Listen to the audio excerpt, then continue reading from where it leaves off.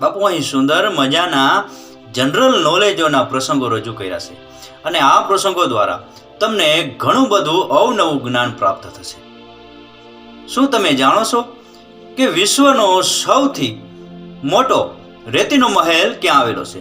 વિશ્વનો સૌથી મોટો અને ઊંચો રેતીનો મહેલ ડેનમાર્કના બ્લોકસ નામના ગામમાં આવેલો છે અને આ મહેલ આશરે 21 મીટર ઊંચો છે, એટલે કે 68 ફૂટ જેટલો ઊંચો છે.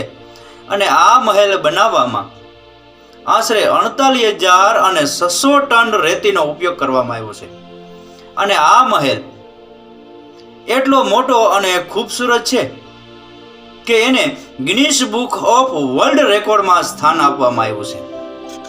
શું તમે જાણો છો કે ચીનના ઝેજિયાંગ પ્રાંતમાં એક ખાસ પ્રકારનું ફૂટબોલનું મેદાન બનાવવામાં આવ્યું છે અને આ મેદાનની ખાસિયત એ છે કે આ મેદાન કોઈ જમીન ઉપર નહીં પરંતુ ઊંચે હવામાં બનાવવામાં આવ્યું છે.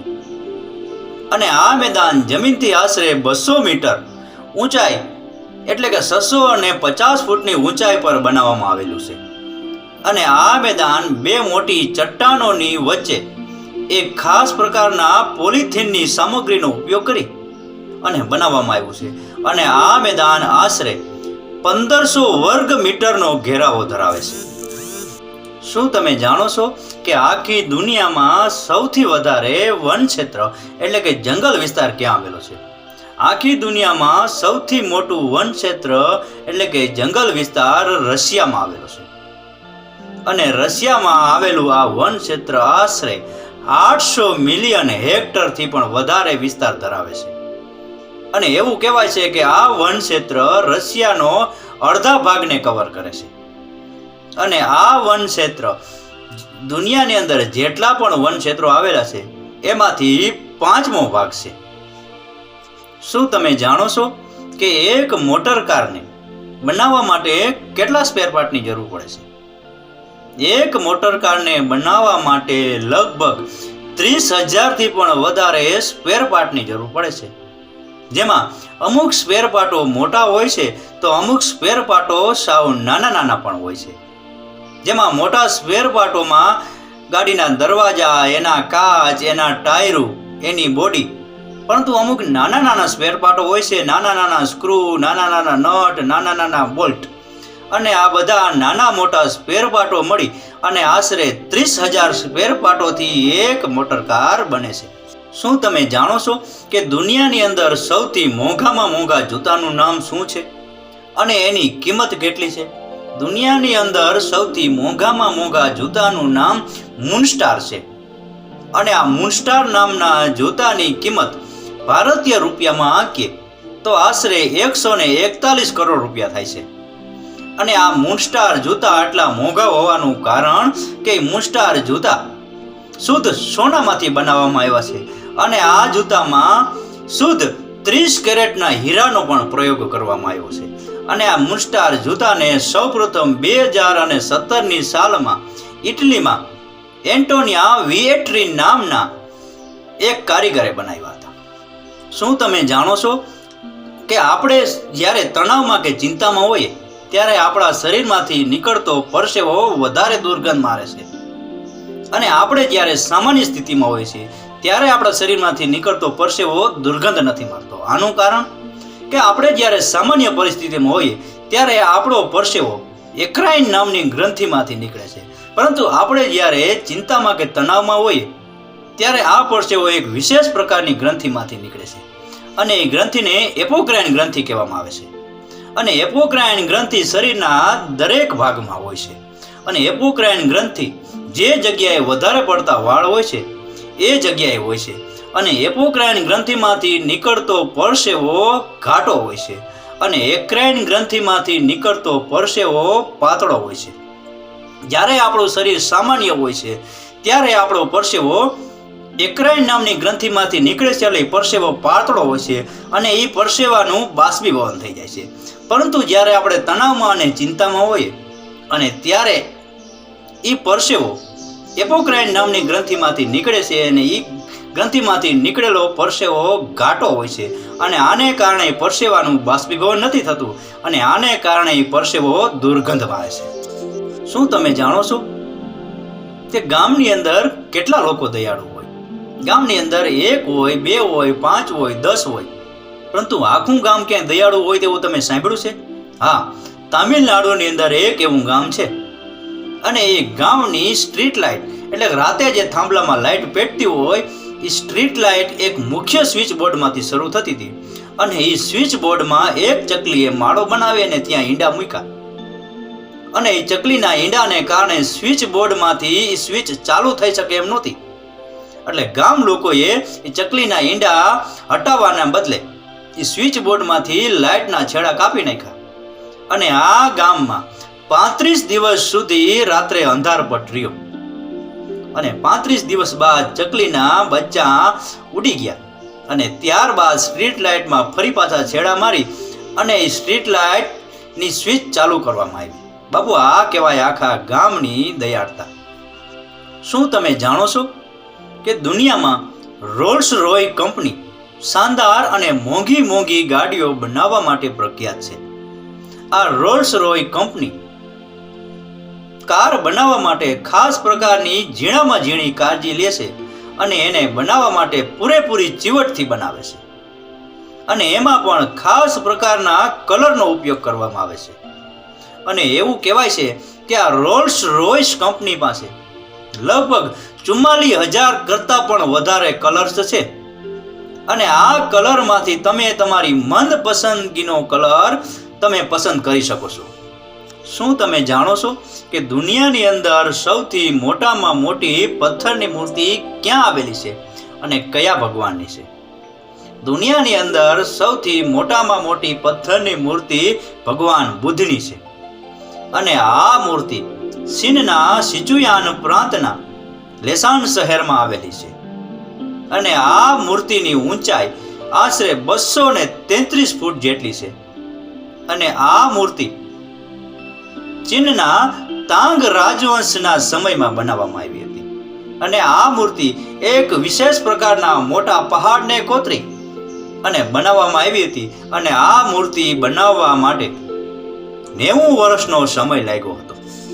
શું તમે જાણો છો કે દુનિયાની અંદર ઘોડની આશરે 250 કરતાં પણ વધારે પ્રજાતિ છે અને આ ઘોડ એકમાત્ર એવું પક્ષી છે કે દુનિયાના તમામ રંગોને ઓળખી શકે છે અને ઘોડ જ્યારે ઉડતું હોય છે ત્યારે ઘોડના પાંખોનો અવાજ આપણે સાંભળી શકતા નથી અને એવું કહેવાય છે કે ઘોડના પાંખોનો અવાજ માઇક્રોફોન દ્વારા પણ આપણે નથી સંભળાતો અને એવું પણ કહેવાય છે કે ઘોડની આંખો એટલી તેજ હોય છે કે કોઈ પણ વસ્તુને 3D એંગલ દ્વારા જોઈ શકે છે.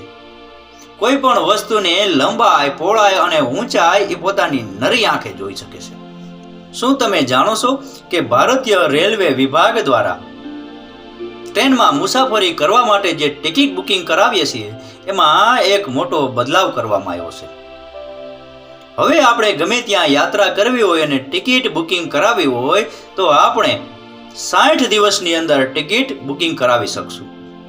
સૌપ્રથમ આ નિયમ 120 દિવસનો હતો કે 120 દિવસની અંદર તમે ટિકિટ બુકિંગ કરાવી શકતા હતા, પરંતુ આ નિયમને હવે રદ કરી અને નવો નિયમ 5 ડિસેમ્બરથી શરૂ થઈ ગયો છે અને 5 ડિસેમ્બરથી તમે ગમે ત્યારે ટિકિટ બુકિંગ કરાવવી હોય તો ફક્ત તમે 60 દિવસની અંદર બુકિંગ કરાવી શકશો. શું તમે જાણો છો કે દુનિયાની સૌથી મોંઘામાં મોંઘી ચા કઈ જગ્યાએ મળે છે?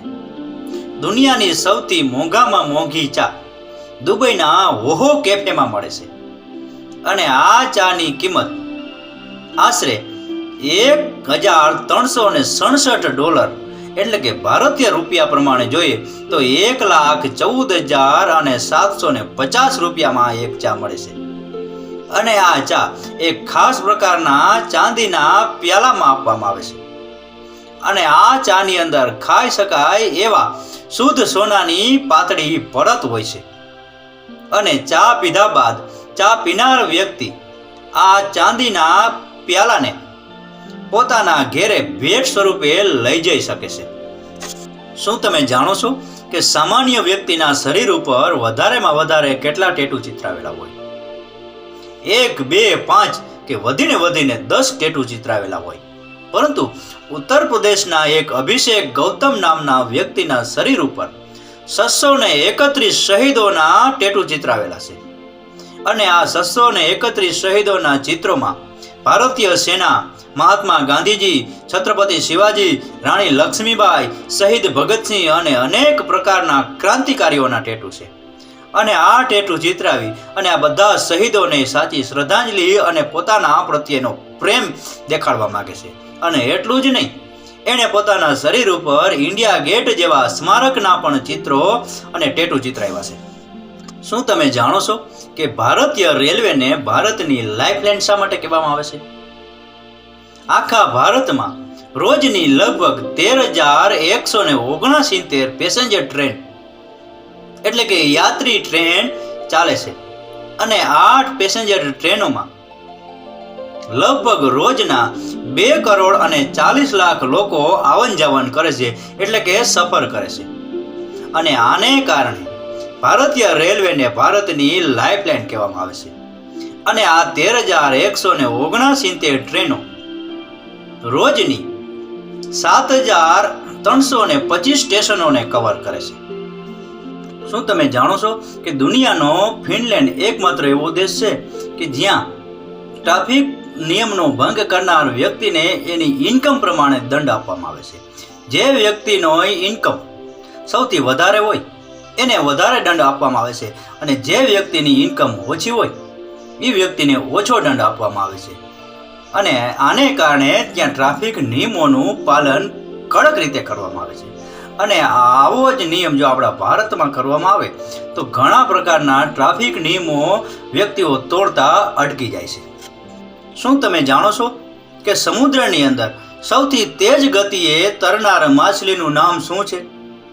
સમુદ્રમાં સૌથી તેજ ગતિએ તરનાર માછલીનું નામ સેલફિશ માછલી છે. અને આ માછલી 1 કલાકના 68 મીલ એટલે કે 1 કલાકના 110 કિલોમીટરની ઝડપે એ તરી શકે છે. અને આ સેલફિશ નામની માછલીનું વજન આશરે 90 કિલોની આસપાસ હોય છે. અને આ સેલફિશ માછલીની લંબાઈ આશરે 2 થી 3 મીટરની હોય છે. શું તમે જાણો છો કે ઉત્તર પ્રદેશની અંદર 75 જિલ્લાઓ છે અને 76મો જિલ્લો બનવા જઈ રહ્યો છે. ઉત્તર પ્રદેશની અંદર મહાકુંભ મેળાનું જોરદારનું આયોજન થઈ રહ્યું છે.